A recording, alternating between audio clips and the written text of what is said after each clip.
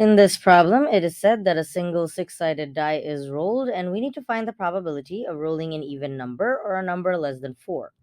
So first of all, let us consider E to be the event that we roll an even number, and let us consider L to be the event that we roll a number less than 4.